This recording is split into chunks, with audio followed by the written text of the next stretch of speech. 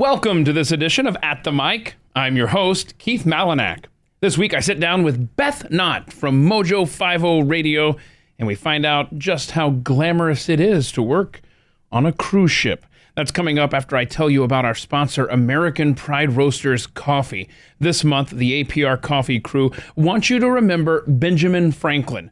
If George Washington was America's indispensable man, Franklin was America's indispensable mind. Franklin was an author, an editor, a printer, a postmaster, state president, inventor, scientist, philosopher, and of course, a statesman. His life's work advanced American knowledge more than anyone else in his time. He would have made a great guest for At the Mic, I would like to add. Probably do a dozen episodes with him, that's for sure. But Ben Franklin embraced humor, morality, virtue, and hard work, and the coffee named after him is just as complex as he is. A bold brew that works as a daily coffee, an excellent espresso, or even served as a cold brew. The Franklin features French roasted Colombian beans, and it is without question one of the many delicious flavors that you need to try from aprcoffee.com. So head over there to their website, aprcoffee.com, and you order at least 2 pounds of coffee there. Type in ATM in the special instructions section during checkout, and they're going to include an 8-ounce bag of the Reagan, a time for choosing blend. That's a $10 value. aprcoffee.com. Type ATM when you get to the checkout.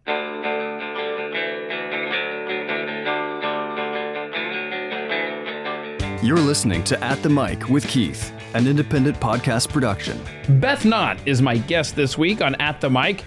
Beth hails from Nashville, Tennessee, with memories to share where she's rubbed shoulders with numerous famous stars and musicians. She was right there, a part of the action when professional bull riding got its start, and today she can be found bringing you Mojo 50 Radio, based right out of here in Dallas, Texas. She's done it all, and she's my friend, Beth Knott, on this week's At the Mic. I'm trying to think of where to begin, because there's a lot of ground to cover here. You and I met at the Blaze. We did. That's correct. How long ago was that we worked together there? Well, I didn't start working there full time until 2015, but I started doing freelance stuff in late 2013 or early 2014. All right. But then I got the job with Mercury One doing Restoring Unity in the summer of 2015. Okay. Before that, I'd done Keys to the Kingdom with American Dream Labs. And then I did the Mercury One Restoring Unity that actually happened in, August? Yeah, August, 8/28 of that year. Then I got full-time being the supervising producer for Mercury Radio Arts at the end of that year. So but in between, I went to Slovakia. Okay. Oh, yeah. Yeah. So you wore many hats over there. I did. You did it all. I did. And I think we'll just go ahead and say this from the beginning here, and I'm going to let you come up with a definition. Okay. But there was a former Blaze personality over there as well that many in this audience know and love, who's Mojo 50's guy, point man, Brad Staggs. He's episode 14 and 15 if you would like to go back and listen to those At the Mic episodes. So tell us about you and Brad, because you guys are joined at the hip. We are. He is my in case of emergency contact. Which is very long to say, but that's what he is. So when he came to Texas, I felt the need to go, because if you're in case of emergency contact goes to Texas, you have to go too.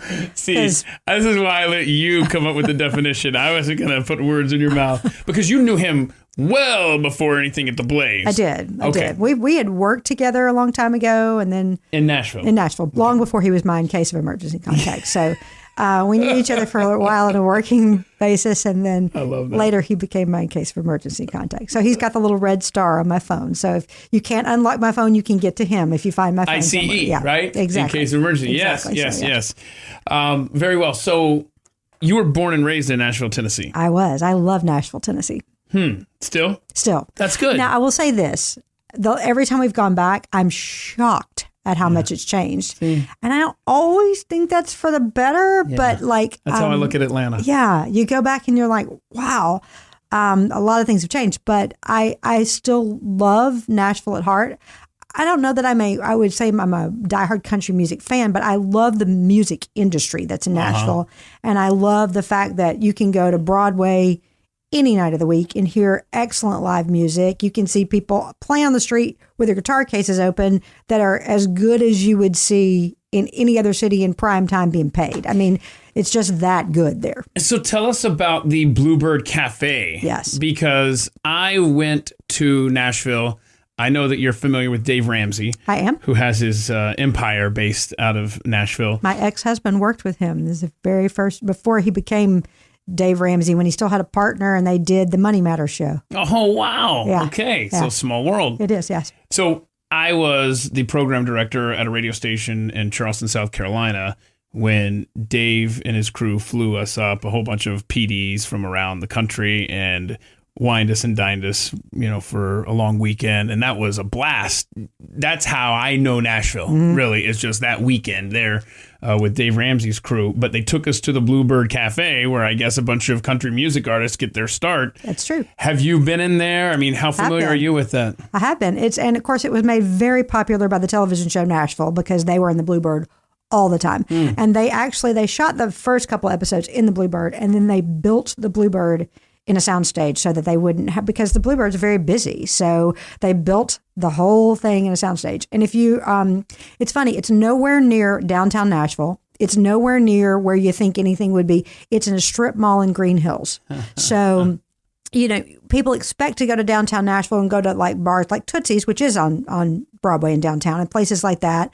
Blake Shelton has a bar down there now. I mean, there's a bunch of, Kid Rock has a bar down there now. So there's all these places up and down Broadway that are great. But then the Bluebird is literally in a strip mall in Green Hills, and it's next to a high-end furniture store, which, by the way, was a client of mine for a while when I did a little sales for Nashville Arts Magazine. So I'd kind of go over there sometimes, check out who was coming to the Bluebird when I had to drop stuff off. And then, if you didn't know somebody to get in the door, tickets sold out in a heartbeat, and people would stand in line for hours to get in there. It was, they had the best songwriters nights of anybody, bar none. And that's where just about anybody that's anybody in Nashville, especially songwriters, got their start. Right. I mean, it's a really cool place. Very intimate space, very small. I can't remember the couple times I went. Shockingly small. Shockingly small, yes. I mean, there's probably 15, 20 tables in there. That's it. I mean, it's not much bigger than that at all. And, you pay to get in, and it was, when I went, it was reasonable. And then, you had like a 2-drink minimum or whatever, because that's kind of what they did to make their money, because I mean, they didn't have enough seats to be making money off the seats. So it had to be stuff like that. But yeah, it was, Bluebird has been around Nashville for a long time. And Amy Curling, who ran it forever, was a Nashville staple. Everybody knew who she was, for sure. So growing up in Nashville, did you get to do that kind of country music stuff growing up, or? Never even thought about it. Really? I mean, it was like you just grew up in Nashville. I mean, I knew we were called Music City, and Brad and I were just talking a little bit about Opryland, because I grew up, Opryland was our babysitter. We had season passes from the time I was 7, and back then you could drop your kids off at a theme park and leave all day, and nobody called, social services on you. And that's what happened. I mean, from the time I was probably 10 or 11, get dropped off at the front gate of Opryland, stay all day, ride rides, meet my friends there, and the parents would pick me back up in the afternoon. So I knew about the country music aspect of it, because Opryland was so centered around that. So many people came out of that. And when my parents would go with me to the park, my dad always wanted to go see Country Music USA. It was his favorite show, because that was like a show that pictured a country through the years and was all of the great country artists. And, I always tell people that I have a very broad but not very deep depth of music, because every song I knew I learned at Opryland, and you got 2 lines of it, and then you moved on to something else. So, I mean, I know a lot of stuff, but it's all based on that, the 2 lines of it and you move on. Right. But I loved music because of Nashville. I sang in the church growing up. Amy Grant was my very favorite. I still think to this day that if we knew each other, we'd be friends, because our backgrounds are so similar. Oh, wow. And so, I knew music growing up in Nashville, and the Christian music industry is actually headquartered in Nashville. Yeah, as well. that's true. Yeah. So that I knew. I knew that when I got out of school, I wanted to come back and be in the country music industry. That's what I really, really wanted. I tried that for a little while, but that's how I ended up in television, is because I got a job with the Nashville network because of some of the connections in country music.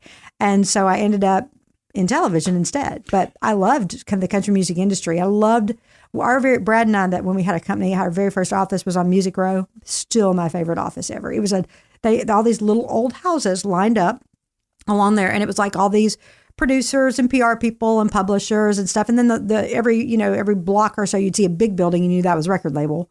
But like all the little houses in between were tiny little houses that had independent producers, publishers, PR agents.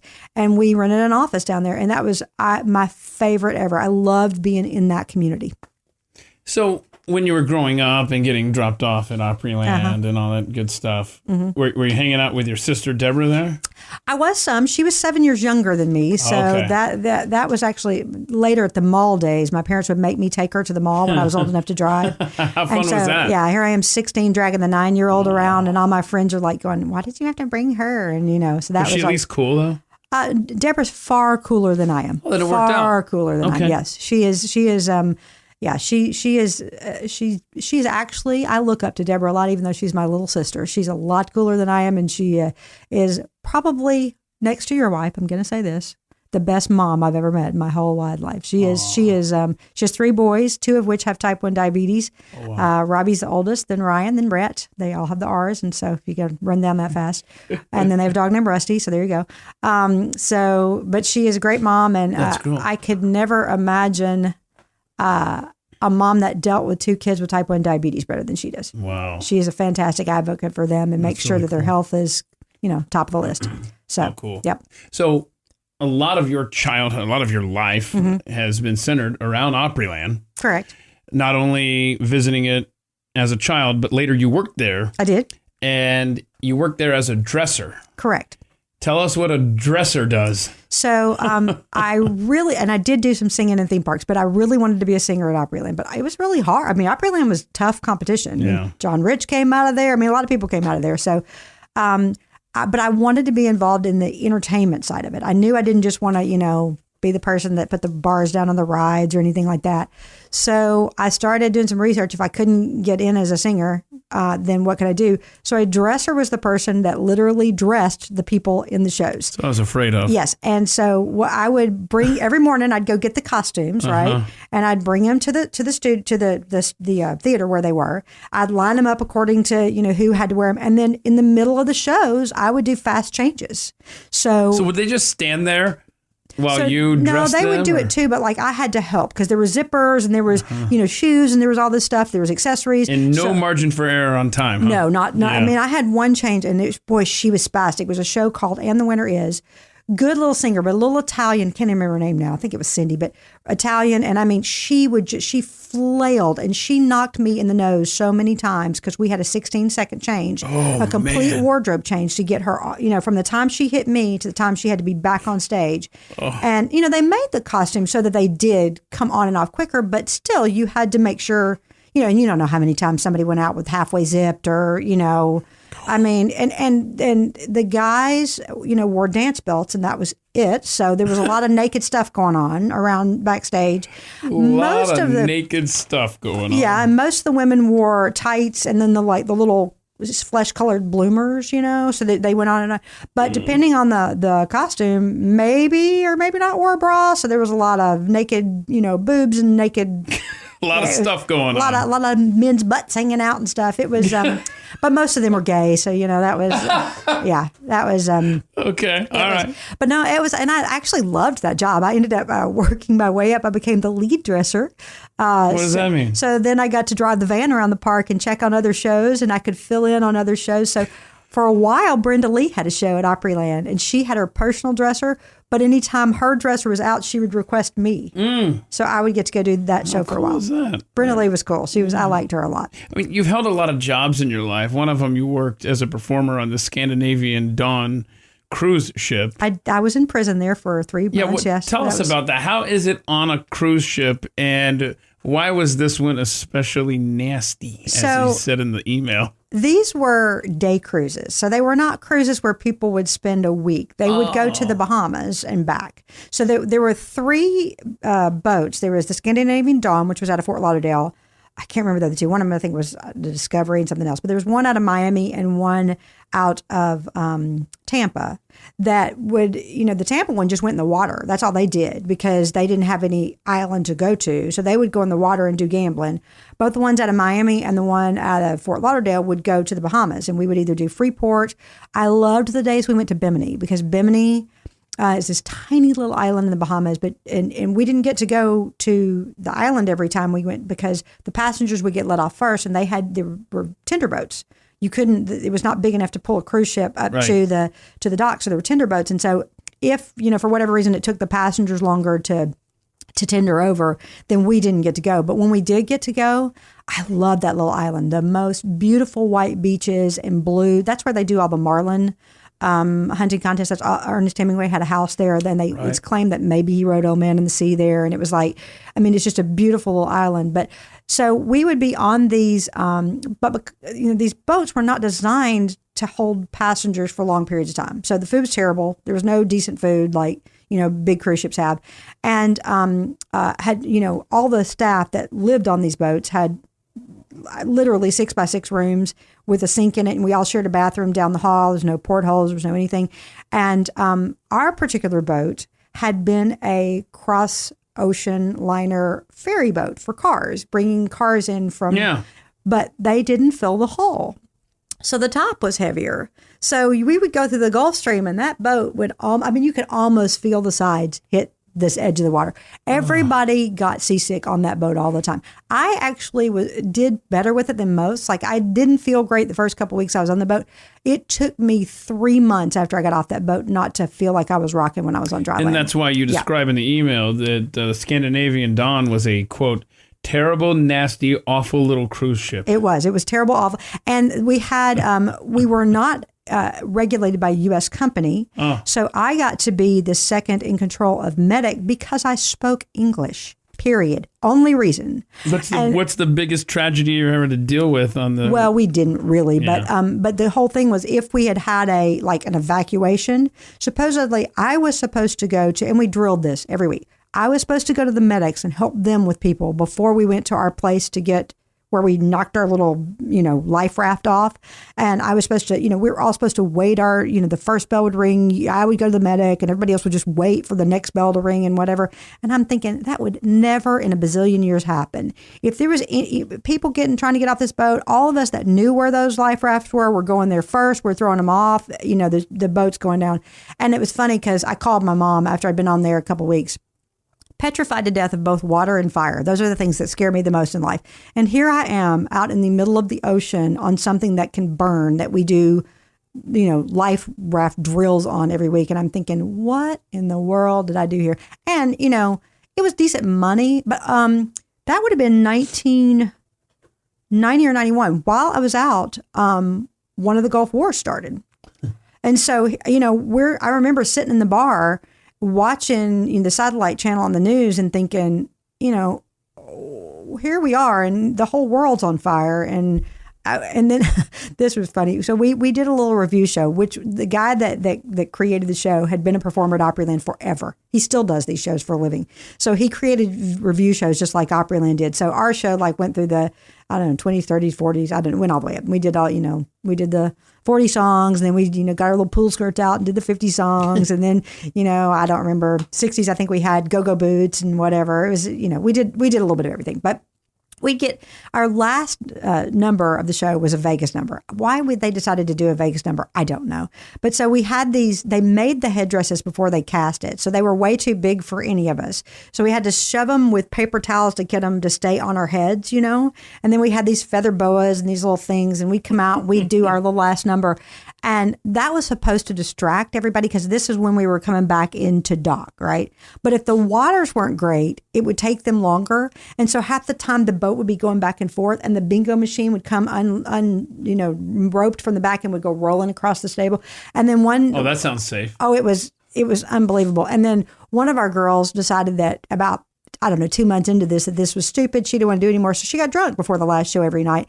And one night she fell down in the Vegas number, and the big headdress goes rolling into the audience, and all the paper towels are coming out everywhere. Yeah, it was lots of fun. It was sounds good. Yeah, it was an interesting time in my life, and that 3 months felt like 30 years. It was to do something that I loved doing, and I loved being a performer like that.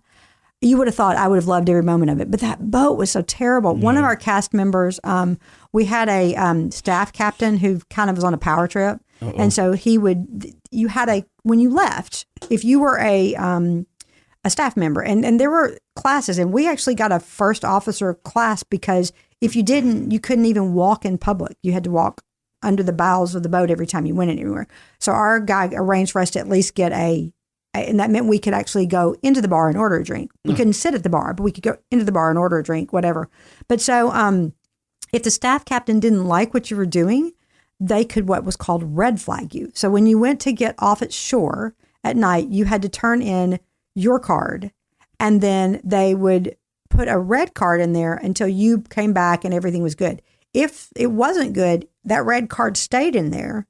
And so you were red flagged. And when you went to get off the boat, they would tell you, oh, sorry, you've got a red flag. You can't get off the boat. We had one of our cast members get red flagged for 30 days. I can't imagine. But I don't understand. What would you get red flagged for? He got red flagged for being late coming back. So we would have to get off after the passengers and then be back on before the passengers even started boarding, even though we had a totally different entrance. It wasn't even the same entrance, but he got red flagged for being late to the staff entrance for 30 days. That sounds like a lot of fun. Yeah, It was not. So you live here in Dallas now. I do. With a Mr. Brad Staggs. I do. That's convenient that you're, in case of emergency contact. You have to stay close to those. That close. Have to stay close to them, yeah. But the last time I was here in this awesome studio, your little kitty cat was running around making noise, knocking over stuff. Yeah, he's usually around. Where is Doc Kitty? This morning, I think it's rained so much lately that he does not like the rain. And so now that it's sunny, he's like, I'm going out when I can. I'm having a good time. Well, that's going to play for a little while. And, that's unfortunate. Yeah, but because I thought he might join us, but excuse me. He's also he's very temperamental in that he changes his pattern. So like he'll have several days where he does the same exact thing for like 10 days in a row. And then like the 11th day, you'll be like, where is he? And he's totally changed his pattern, and that's what he's doing for the next 10 days. Well, he gets bored easily. He gets bored easily, Just kind of mix it up. He does. Much like his father. Yes. Okay. Yeah. So you're a big music fan. I am. But I don't know.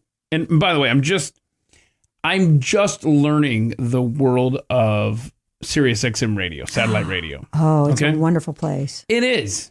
And by the way, never pay full price. No. Okay. You gotta negotiate with these people. Okay. Yeah.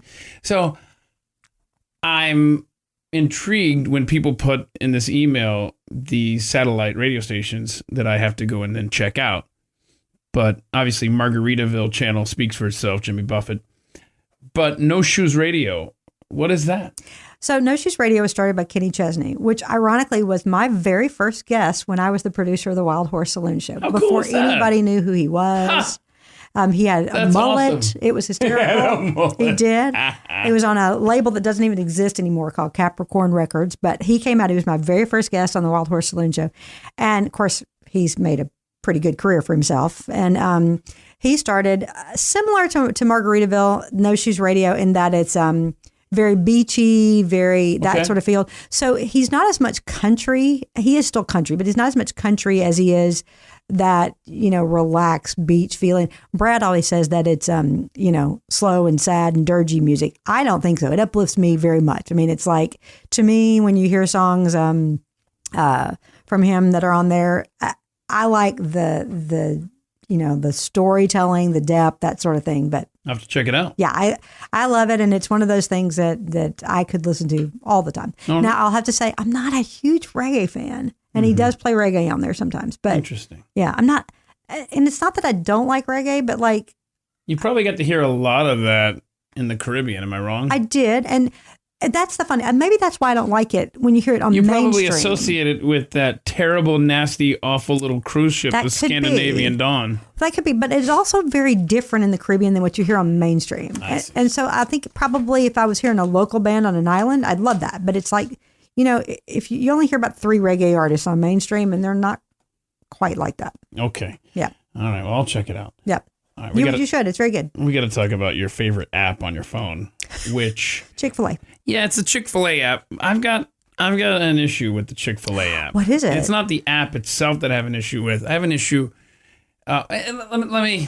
I don't want to get off on a tangent about my whining here, but I will compliment Chick-fil-A in that so many businesses now, because I like to pay cash, when you have change due to you. Like the other day, I had $12.11 due to me. They gave me $12.10, and I was very upset by that. Where's my penny? Right. Chick-fil-A, I've noticed, has been doing the exact opposite. If they owed me $12.11, they just give me $12.15 back. Right. So they round up. Thank you so much. You guys are awesome. But the app, if I forget to show them my app to scan for credit as I'm going through the drive-through, well, now it's too late, and they give me the receipt, and they say I can log on. I'm not going to log on. That receipt's gone now, whatever. So what am I missing on the Chick-fil-A app? That was just a complete aside. See, the problem is that you're paying cash, and I'm not saying that's a bad thing. I actually think that's probably a better thing. Dave Ramsey, remember? Right, but Chick-fil-A's app is really designed for you adding funds in. And I did that in a pinch one time, and I love that because. It's almost after you've done it, and Dave Ramsey would hate this because this is the truth, but it's almost like it's free money after you've put that $25 on there, and you can I can get a Chick-fil-A today because I have like $14 on my app. Absolutely. And so, but I also love now through this pandemic, they were the first, and they got it done so right about the curbside. Yeah. You pull up in the parking space, you order on your phone, you punch in your number, and somebody brings it to your car. I do that still now, even don't go through the drive-through. But you can't pay cash that way. That's the problem. Oh, see, I'm old school and cash. Yeah. I go through the drive-through. Yeah. But I will say that one morning, my daughter and I were going to her softball game across town, and I forgot my wallet. Mm-hmm. So I didn't have anything. Mm-hmm. And I was able to, through the magic of my phone, while in line, I'm panicking. I'm like, okay, what am I going to do? Zelia, do you have any money on you? No. Okay, so I downloaded the app. Mm-hmm. I transferred funds, I guess, through PayPal or something, I'm guessing. And by the time I got up to the window, which moves quickly because it's Chick-fil-A, boom, it was right there. I felt so hip. But I know exactly what you mean. Sonic is the app is the same way. I love the Sonic app too. And I love because you can, first of all, half price drinks every time you use the app.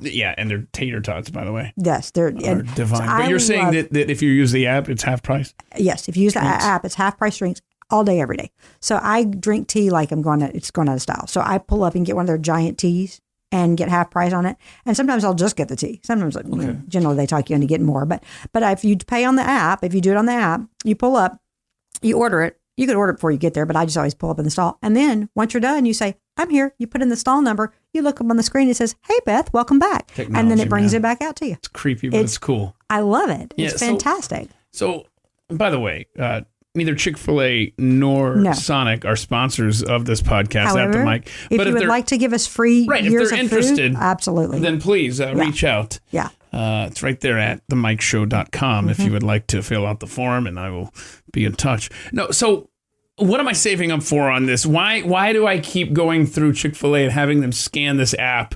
At some point, am I going to be alerted, hey, you got a free whatever? Am I not checking my So you're probably not checking your points, first of all, because you probably already got points that you need to look at. Well, I'll do it. Hold on. Yeah. Let's just see right now. Yeah. And if you get to be a red member, then you get like free birthday stuff. Like I get like every month or so something that goes, hey, you got a free this today. And it's like, okay, I'll go get my free brownie or my free chicken nuggets or my whatever. So I do that all the time. And then a certain amount. So like, okay, you also So where do I go? My account? So go to your account. Then let's see. Do you see points on there? Hold on. Or rewards. Look at rewards. No, I don't see that. Past rewards. No. Add funds. Oh, rewards down the bottom. Oh, okay. Whoa, okay. Oh, you're so like if you scroll down, do you see points that you can redeem? I can redeem. If they're like not grayed out, you can redeem them. So I've got 2,465 points to redeem. What's that worth? 24 Oh gosh, you could probably get, 5-6 sandwiches. You could get all kinds of stuff for that because it started about 200 points for a drink and up to like $500-600 for salad. And this is only half of my receipts. Think of the ones that you'd almost be a red member. Right. And see, a red member, if you're on a red member, you get, so like there's like 3 tiers. The lowest tier is you get 10 points Extra for every napkins. dollar you spend. Extra napkins is what I'm going to get. Yes. And like if you're the silver member, you get 11 points for every dollar and more stuff. And if you're a red member, you get 12 points for every dollar plus like your free birthday and this, that, and the other. But like for all of them, you add up for the points and you get free stuff. So you just don't know. You've got free stuff right now. And I just noticed it doesn't expire till the end of this year. So. Yeah, so you need to use your free stuff. Excellent. There was like a 3-month period when COVID first started that I had enough because my old job at JDRF, we all were racing to get to red, but then we'd all go buy lunch. I'd go, I'm going to get it on my app because I'm going to order it today. So they go, oh man, they got the 400 points today. So then, Chick-fil-A loved you guys. They did. And so then when I got furloughed first and then laid off, I was kind of poor at that point. So I had like all these built up points. So I ate at Chick-fil-A for like a month without paying a thing because it was like I'd go in there and go, hey, I'm using these points. But yeah, that's cool. Yeah. Now, other than having your own personal Chick-fil-A, yes. If you I were would love that. Right? If you were only able to keep 5 possessions. And normally the way I think of this is like on a deserted island or something, But that would be great to have a deserted island, but somehow there was Chick-fil-A always available. Yes. I could live off of it. I could too. Practically do. Me too. Live off of Chick-fil-A. I told Brad earlier I wish he was chicken nuggets today. I wish he was Chick-fil-A nuggets today, but he was not. So hey, just wait till I leave and then you guys can pick that up. So your house, your car, your computer, your bed. If I'm being honest here, like you should say, oh, I want my Bible. Right, I want my this. I want my that. And I do. I would want my Bible. But if you're being honest, if you're by yourself on an island, wouldn't you really want your computer, your house, your bed? Things that made your life comfortable? Definitely want a bed. I never thought of that. I asked this question and I never even think of that. Absolutely need a bed. I'm not sleeping on the sand or something on this little island. I'm perfectly good with the mosquito net and, with the waves crashing, but I'd sure like a comfortable bed. You want that teddy bear, right? Oh, he's coming with me. Giggy's coming with me. Okay, so how long have you had Giggy the teddy bear? I was either 3 or 4. Oh, wow. It was Christmas Eve, and every Christmas Eve we'd go over to my dad's mother's house, my grandmother's house on my dad's side. Mm-hmm. And I told things to her that I didn't tell to anyone. I mean, she was my babysitter growing up and everything. And I was not the oldest grandchild, but the first girl. And I don't know, we connected. So I told her things that I didn't tell anybody. So we're leaving on Christmas Eve, and it's probably 5:00 on Christmas Eve. And that's back when people closed stores on Christmas Eve. I mean, people didn't stay open, right? And as we're walking out the door, my grandmother says, well, I sure do hope you get Giggy. And my dad looked at her and said, what are you talking about? And she said, Giggy, the teddy bear she asked Santa Claus for like a month and a half ago. And he's like, she didn't tell me. She asked Giggy for Santa Claus for Giggy. And grandmother was like, oh, she told me. I don't know why you didn't know. And he's like, would have helped to know this. So Santa Claus traveled all over Nashville on Christmas Eve until he found Giggy at a drugstore. Oh. Okay. So, and back then, a $20 teddy bear in 1970 was, that's like buying a $200 teddy bear today. Right. But I woke up the next morning and Giggy was under that tree, and that was all that mattered to me. And my dad said it was worth the money, worth the time, worth everything else. So Giggy actually sitting on the bench. You probably passed him when you came in. He's got a lay on his neck right now. Oh, so, I go check that out. Brad always says he wants to be cremated and thrown into Lake Mead. I don't care where I am as long as Giggy's with me. That's all that matters. So that is because a lot of parents will go to the end of the earth for their kids, and how many of us have rolled up to a Walmart on Christmas Eve and it's already closed? You're like, oh no. He kept going. He went to till he found one. Yeah. And it was worth it. Huh? It was worth it. Yeah. Very cool. Tell us about, obviously in the business, you've had run-ins with multiple celebrities. Tell us about Jimmy Buffett.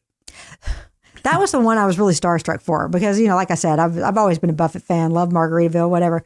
But I, lived in Nashville, saw a lot of celebrities. I mean, and it's funny. You can tell the ones that are nice people and the ones that aren't. Like I remember one time when you actually went to meet people at the airplane. I worked at TNN, so a lot of times I would go pick up guests to bring at the back airport. to, Yeah. So I was, and I'll tell you another story about that in a minute, but I went to meet a flight with a guy from LA. Boy, I can't remember his name now. I can see his face. But anyway, he did Entertainment Tonight, and he was coming to audition for one of our... Was it John Tesh? No, can't remember his name. But anyway, he was coming, and I went to pick him up.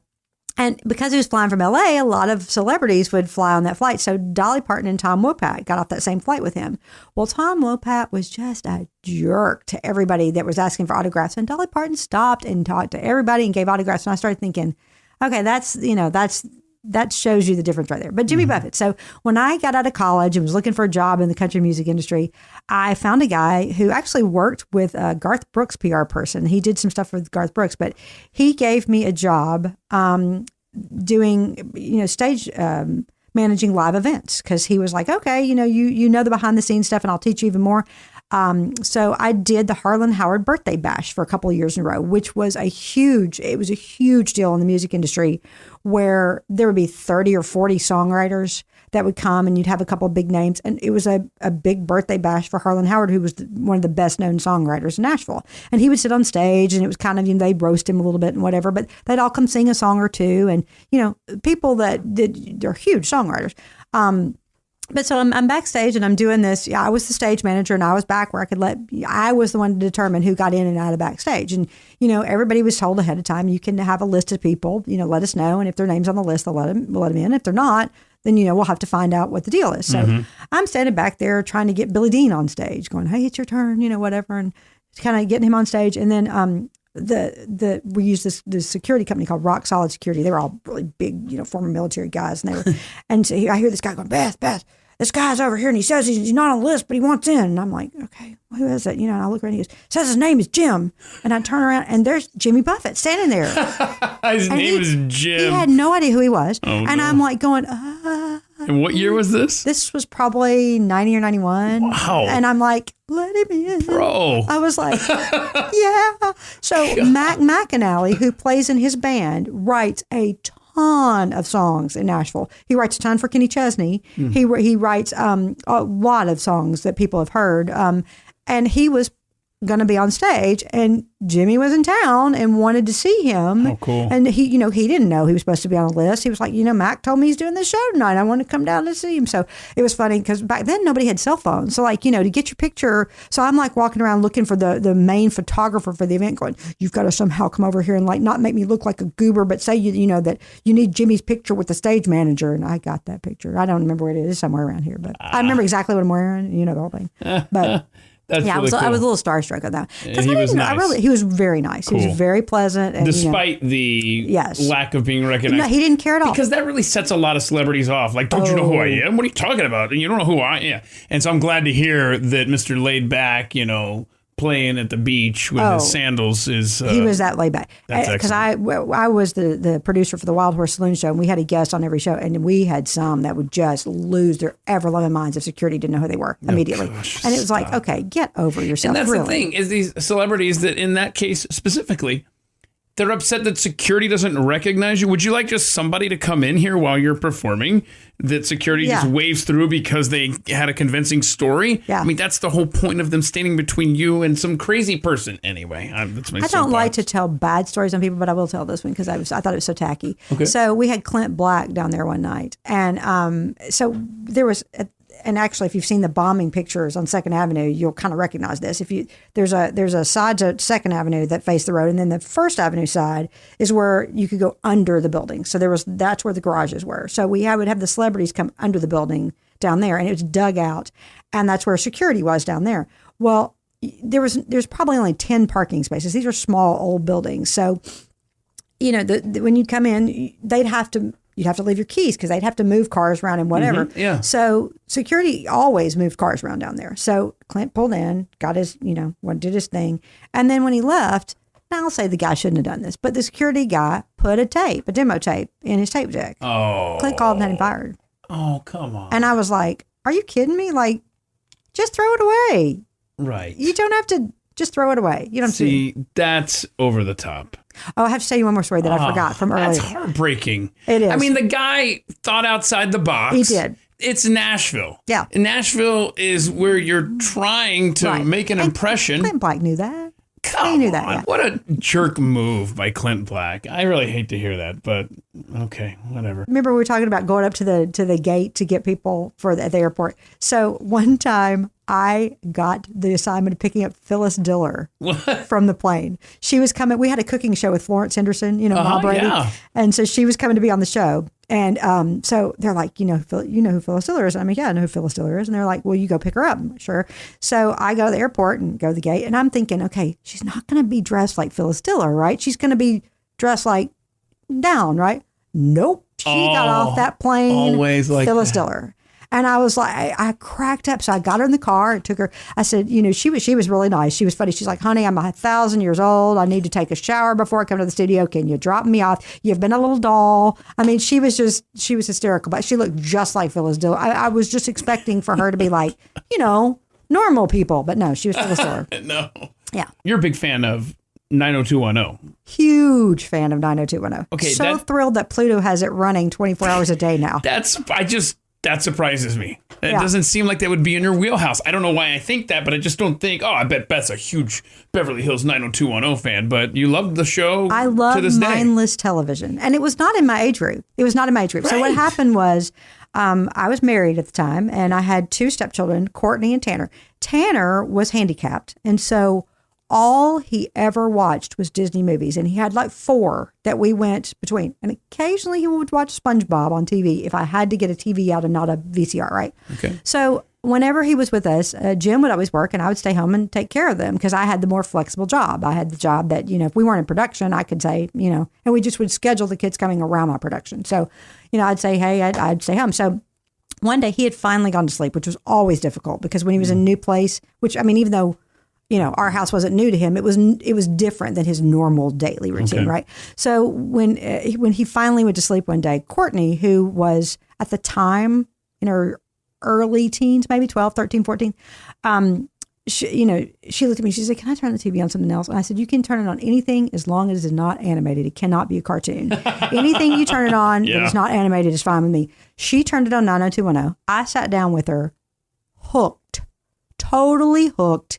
I started recording them so that I could watch them when I came home from work. And then, of course, it was on the soap opera network for a while. So while it was on there, where they'd run, 6 or 7 on a Saturday, I got to where I binged them. And I know I can tell you almost everything that's happened in every 90210 episode every season. Well, is it safe to say that some of the infatuation of the show is because of Luke Perry? Absolutely. Okay. Absolutely. 100%. And someone we definitely lost way too soon. Way too young. So he's listed here as, and I almost put on here, if you could go back in history, who would you like to meet? You can't say Jesus. You, of course, did say Jesus or Luke Perry. Yes, that's what I said. So what would you talk to old Luke Perry about? I just think he's a cool guy. And he moved to a little ranch outside of Nashville before he died. And he was in Nashville a lot. I never got to meet him, but I talked to people that did know him that said he was just a cool guy. Seemed like it, yeah. And he also played Lane Frost in the movie 8 Seconds. Yes. And I am a big rodeo fan and love that. You did some stuff with PBR. Tell us what your So my connection old is there. boss created the PBR. So we were doing National Finals Rodeo and a rodeo series leading up to National Finals for TNN. So I worked on those some. And then what he would do every year is he would sell the bull riding tapes of I can't remember, it was like busts and rides or whatever, something like that. And the money he made from those would be our Christmas bonus every year. So we were all very vested in how these bull riding tapes did. But then after a while, I loved the rodeo. It was just great. So I always asked to be put on the rodeo. So any of the live events, I would go on and associate direct those. So I would help him, talk back to the studio, find out when we were coming back to break and all that stuff, time the segments, do all that stuff. So I did all that for a long time.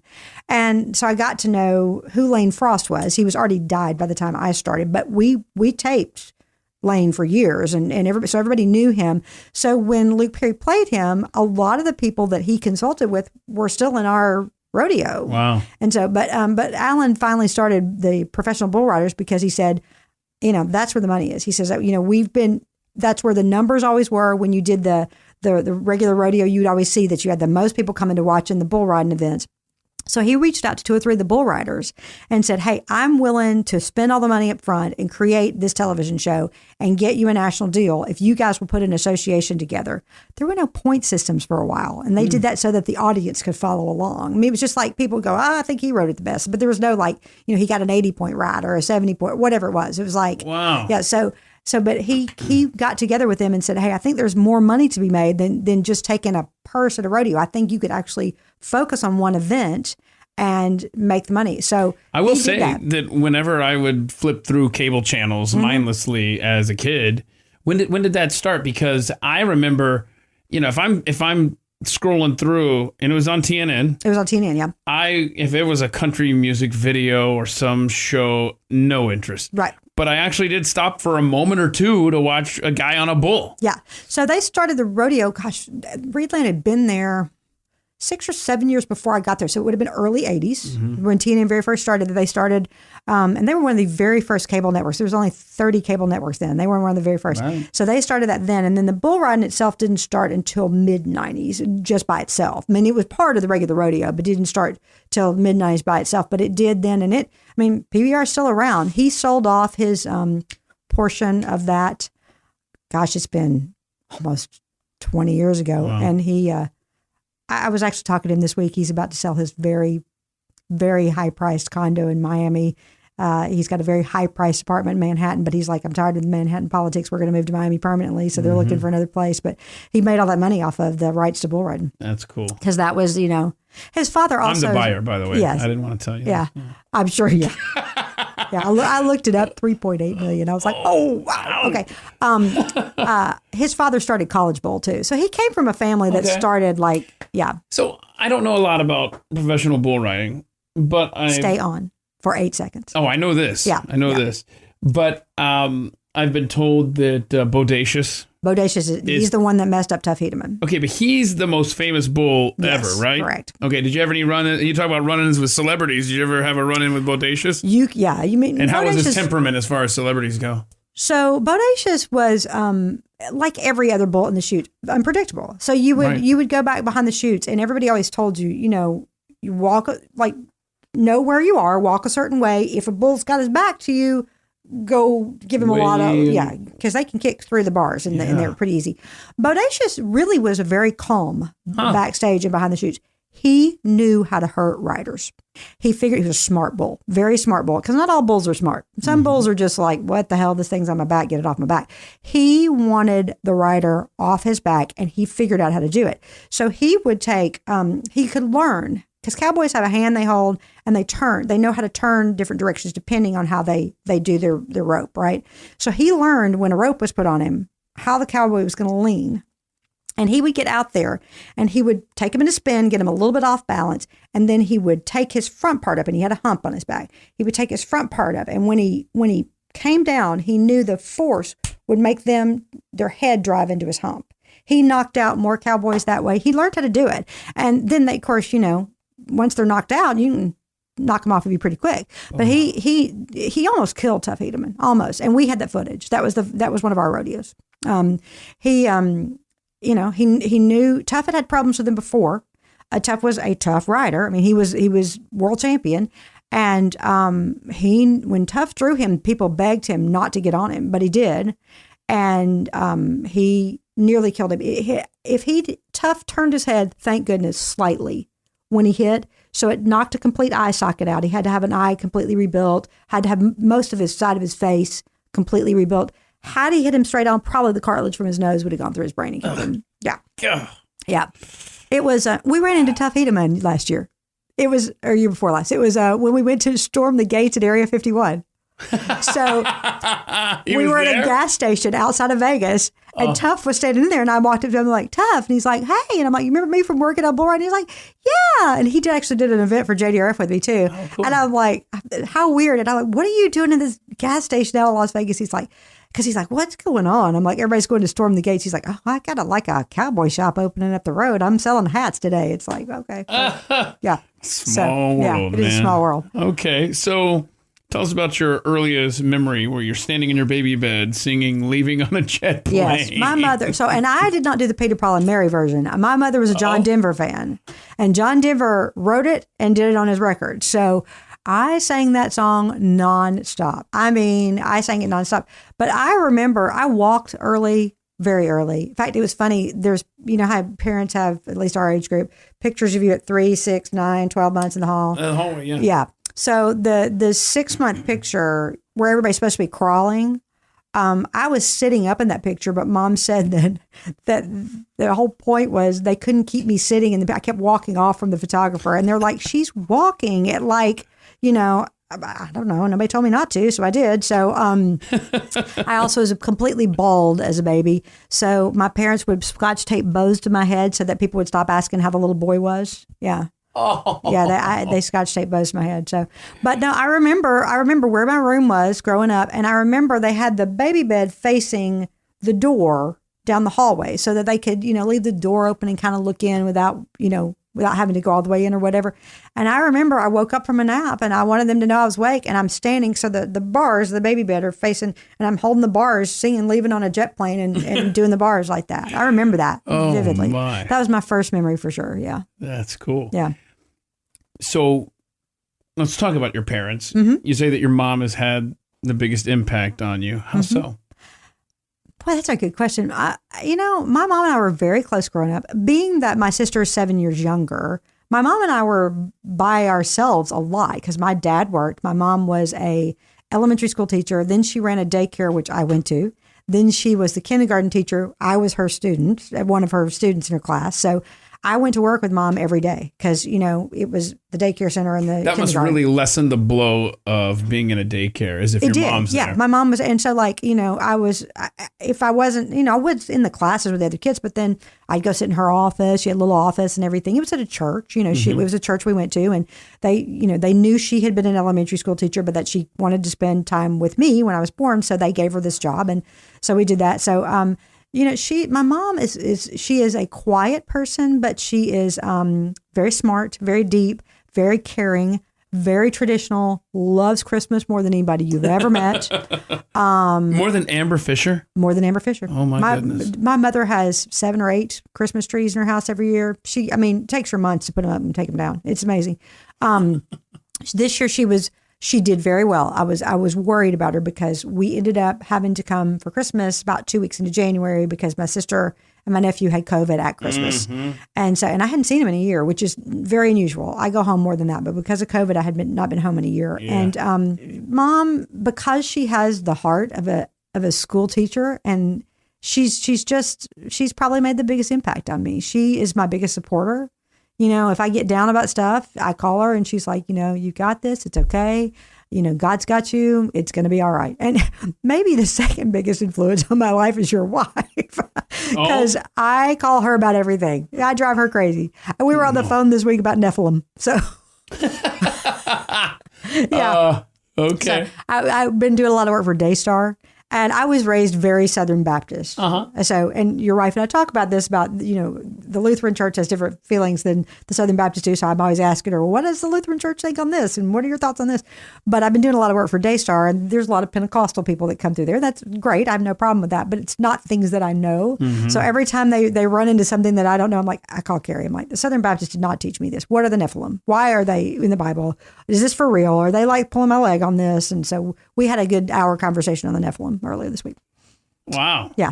That's interesting. Yeah. So anyway. Are those the ones that are listed in Genesis 4? Genesis 6, yes. Yeah. Look them up there. And some people think that we're giants. Yeah, what is that? So the common theory, which your wife is not sure about and I'm not either, I'm kind of like, Because my theory is the coast to coast AM theory. Okay, well, this is probably it. That fallen angels came down and mated with the sons of man, which is, you know, females. Well, maybe it's not my theory, and but then, it's very, very interesting. Yeah. Then they became a mixed blood race. So it was no longer a God-created race. It was the fallen angels. And then they became giants. And the whole point was they wanted to have better people than God created and take the bloodline out before Jesus.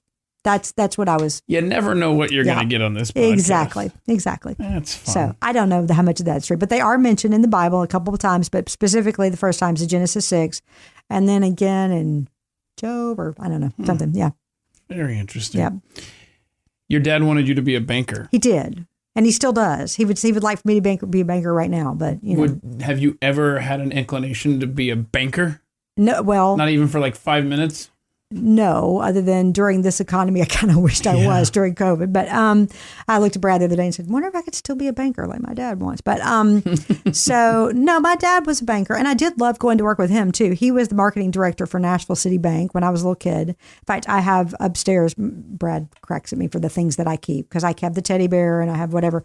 But when he was a banker, they used to open up a checking account and they'd give you something promotional. Yeah, like a toaster. But like they did these little plastic mice and rabbits that were piggy banks that they would give for you to take home your kids when you open up a checking account. And I had the little mouse with a football uniform on, and a mouse with a farmer mouse, and a mouse with a cheerleader. Because I would always get these because we didn't have to open up the checking accounts. It was just the promotional thing that they gave. And they're like this big. They're like, I mean, it's a funny thing. But I would go to work with him. And I think he just always thought I would become a banker.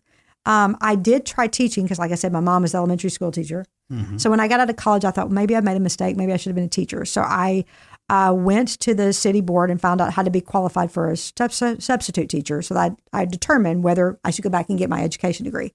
After about a month or two of substitute teaching, I thought I would kill these children. Right. Things are different than they were when I was in school because, Am I allowed to strangle them? No, I'm not interested. Then I'm out. Yeah. It was really, because of where like I said, I lived 10 minutes from downtown Nashville. So we were kind of considered, we weren't inner city, but we were in the suburbs right outside. So they sent me a lot of times to inner city schools. Mm-hmm. And that's when I learned how much of a problem we have in our inner city schools anywhere. Yeah. I mean, seriously.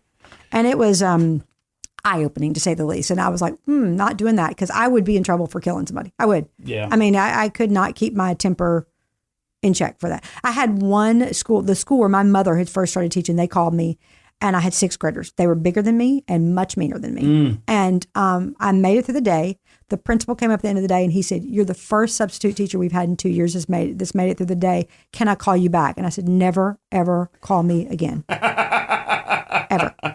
So you just said something there, like you have like an anger issue or something? It's not angry. I like things to go my way. So like my father calls me the little general because I want everything to go exactly the way I think it should be done. Okay. It's not that you're wrong. It's just that I'm right.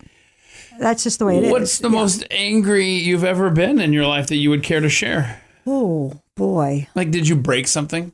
Like, do you break things when you get into a... Well, here's the thing. It actually takes a lot to push me to that point. But then when I get to that point, I lose it. And I mean, lose it. And so most of the people that know me very well know when I'm close to that point, and they just go, okay, we're done. And they back up and it's okay. And then I go walk around and I'm, take a little time and it's okay. I remember just blacking out. I was so mad at something that happened at work. And it was when I was working with TNN that so the boss that created Professional Bull Riding, he definitely had an anger issue. He threw things and did stuff all the time. And he did something that I was so upset. I don't even remember what it was now, but I was so upset about it that I remember feeling the blood rush out of my face. And I started crying, which the reason I cried was not because I was upset. It was because I knew how angry I was. And if I didn't let it out by crying, I was going to scream words at him that was going to make sure I would never work there again. I mean, it was like, and I knew that.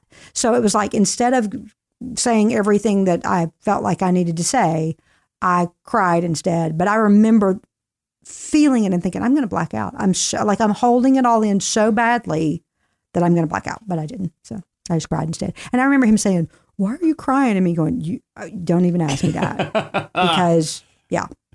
So, tell us about Mojo and what you guys do with Mojo 50. Yeah. So as you know, First Amendment is a little bit under attack these days. A little bit. Just a little bit. Mm-hmm. So we started Mojo with Doc Thompson.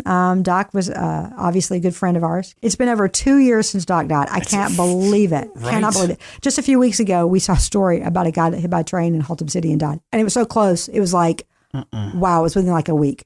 And it was like, oh, wow. But so when we were still at the other place, got to be really good friends with Doc. And as you know, there was a big reduction in force. So Brad and I were let go at the same time. But a lot of other people, good people, were let go too.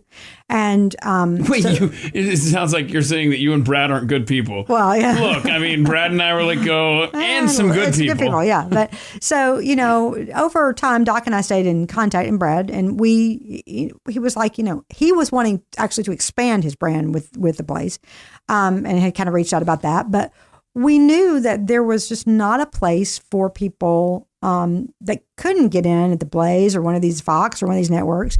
So he wanted to start a network that was a voice for those people, because there are a lot of people out there that have a lot to say. Mm-hmm. So we started it, which is funny. Our promos are playing that are still playing, that ones that Doc wrote, still playing. But one of our main station promos is seditious rabble rousing.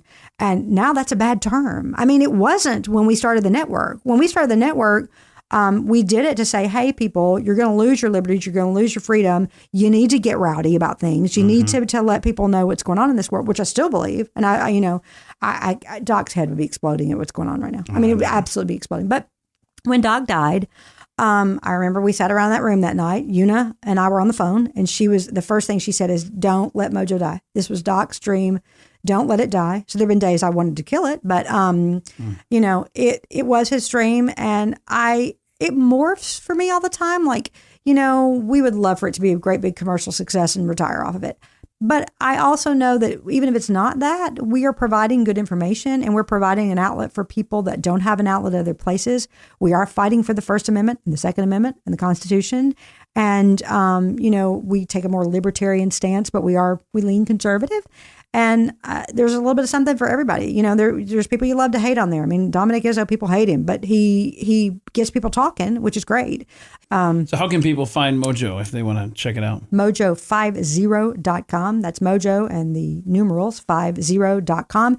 You can find us on there everywhere that we play, but we also are an iHeart radio. Nice. And so you can put it in your car, you can play it anywhere. That's how I listen to it most of the time. Excellent. You can download the podcast off of Spreaker, Stitcher, Apple, whatever. But we do run live programming 24 hours a day, 7 days a week. Very cool. Yeah. So Mojo 50. Yeah. All right. Where can people find you on social media? Oh, there's a good question. I'm Beth E. Knott, Twitter, at Beth E. Knott. I don't tweet much, but I retweet and like tweets a lot. Okay. I'm on Facebook, and I think I'm Beth E. Knott on Facebook as well. Okay. Beth E. Knott, Knott. Knott. And on Instagram, you're Real Doc Kitty. I have my own Instagram page, but I started an Instagram page for Real Doc Kitty because people really liked cat posts much better than I liked anything I had to say. So I started at Real Doc. It was funny because you have to go through the process. You have to create him his account. It was like I was a parent of a child. I had to give them all these, and I'm like, yes, he's my child. I'll give him this right and that right. But no, he can't be on after midnight. And so it's funny. So that's funny. He gets far more activity than I do. So all right. Well, anything we haven't covered yet? I don't think so. Okay. Well, thank you so much for joining Absolutely. Me. Beth Knott, mojo50.com. Thanks for making time. Appreciate it. Thank you, Keith. Beth is one of the good ones in the radio business. I hope you'll check out Mojo 50, started by our departed friend, Doc Thompson. Mojo was meant to be a beacon of freedom in a world where sharing your opinion is a risky venture for sure. I hope you'll see what they're doing over at mojo50.com. That's going to wrap it up for this week's edition of At the Mic. Next week, I'm joined by Cambry Nelson. Speaking of sharing your opinion, she's outspoken to be sure, and I hope you'll join me for that conversation. In the meantime, please head over to atthemicshow.com. Got your archived episodes over there. We're closing in on 50 of them. Sponsorship information is there, along with ways to connect through either an email or voicemail, and you're even able to donate there if you would like to help keep the lights on. Until next week, please be well, and as always, thank you for listening to At the Mic. This has been At the Mic with Keith, an independent podcast production. Look for At the Mic Show on Twitter to connect.